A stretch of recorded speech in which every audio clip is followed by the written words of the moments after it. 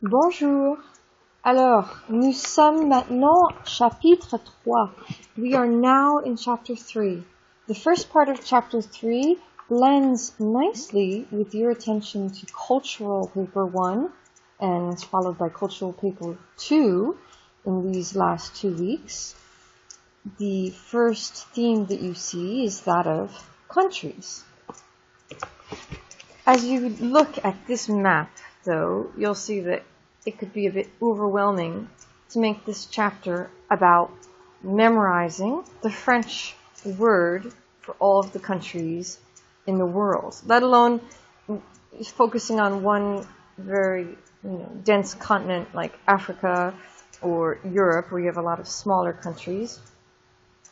So our approach will not be necessarily memorizing the entire world map in French, but perhaps just focusing on learning the handful of countries that the book proposes to you, or if you want, you could focus on la Francophonie, the countries that are part of the Francophone map, and just focusing on a handful of countries, learning, for example, which ones are French and feminine, which ones in French are masculine, and which ones are always plural.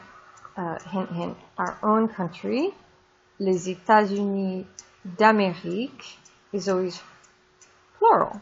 The United States, S. Les États-Unis d'Amérique. As opposed to United Kingdom, which is obviously United Kingdom, one kingdom, Royaume-Uni, or l'Angleterre. L'Angleterre, by the way, for England, l'Angleterre, l'Irlande, l'Écosse, those are all feminine in the individual country names. So you start learning maybe Le Canada, that's a major one. Le Canada, masculine. Le Mexique, masculine. Le Brésil, masculine. And then you look over here, a lot of the countries over on this side that stick out. La Russie is feminine. La Chine is feminine. La France, l'Espagne, even l'Allemagne, l'Ukraine, la Roumanie, la Bulgarie, l'Algérie, la Libye. These are all feminine. So what you will be learning in this chapter is to at least make intelligent guesses. I think this one's feminine. It has that I sound at the end, or an E, like la Finlande, la Norvège, la Suède, l'Estonie. I believe those are feminine. And then, le Canada, le Mexique, le Brésil is masculine. And as you get that ball rolling, you start to open up to the ability to talk using verbs like être, or using verbs like venir. That's a new verb, irregular verb proposed to you in the first grammar lesson. Venir, to come from. And as you start saying, voilà, je suis, you want to say I am in the United States, or I am from the United States, then pulling in our preposition.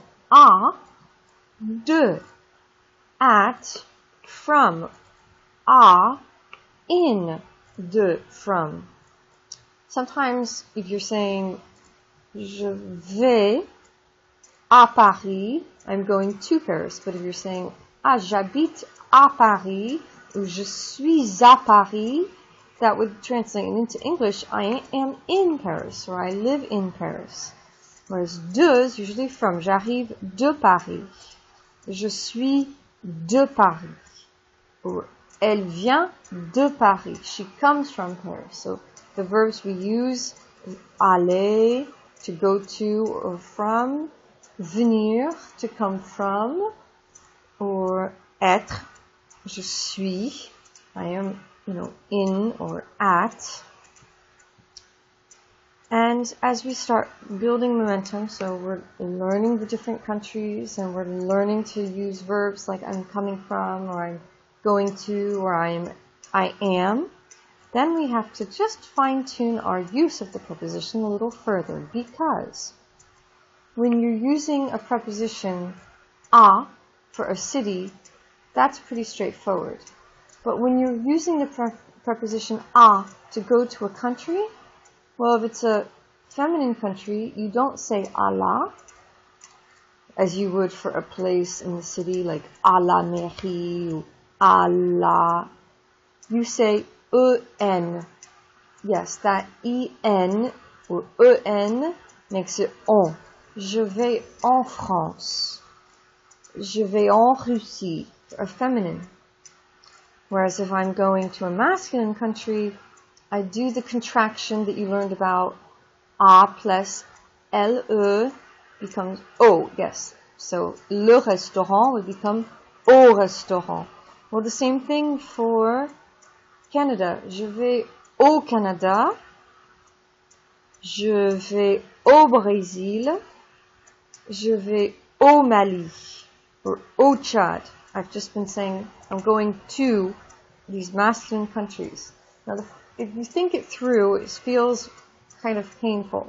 But as you practice it, it just becomes part of your toolbox. Being able to speak in French, that language which is beautiful because of its play between masculine and feminine sounds. Il est au Canada. He is in Canada. Elle est en Russie. She is in Russia. Lui, he, il est en Chine.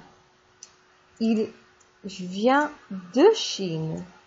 Elle est au Canada. Elle vient du Canada. Now when we're talking about coming from a place, if it's masculine, it's du. So that's a nice kind of matchup. Elle est au Canada. Elle est ou elle vient du Canada. She is in, she is from. So I'm using au, a, u, or from, du. Au Kazakhstan, from, du Kazakhstan. Whereas for the feminine country, like la Chine, elle est en Chine, she's in China, and now I want to say she comes from China, elle est de Chine, ou elle vient de Chine. So, for the masculine, it's A-U, O, and then from, du. For the feminine, it's E-N, en France, en Chine, en Inde, en Bolivie, en Irlande. But from, it's just D-E, de, for D apostrophe, for a country that begins with a vowel, d'Irlande, de Colombie. Voila. You have a chart in your book. Isn't this a beautiful map? It's not very helpful to you because in chapter 3, what you are focusing on is practicing those prepositions as you practice speaking about a world using the French words for countries. And those French words for countries are either masculine or feminine. You'll also be, once again, practicing adjectives because with the nationality, you also have an adjective. If someone says, j'habite aux États-Unis, then they're going to say, je suis, and they're going to use American as an adjective. Je suis américain for a man. Je suis américaine for a woman. Or if someone's in French, je suis français for a man. Elle est française for a woman. Il est espagnol for a man. Elle est espagnole, adding an E, for a woman. So, and the last point I want to make is for these plural places, like the Emirates, or the United States, or the Netherlands, you use, it sounds like a masculine, AOX, but actually it's AOX, aux États-Unis, aux Pays-Bas, aux Émirats, and then DES is the, je suis des, voilà, il arrive des États-Unis, elle est des États-Unis. So you'll be once again practicing adjectives, using the different ways of saying elle est américaine, or c'est une femme américaine, ou c'est une américaine. And you'll be practicing the prepositions on I Learn This Week. Bon courage!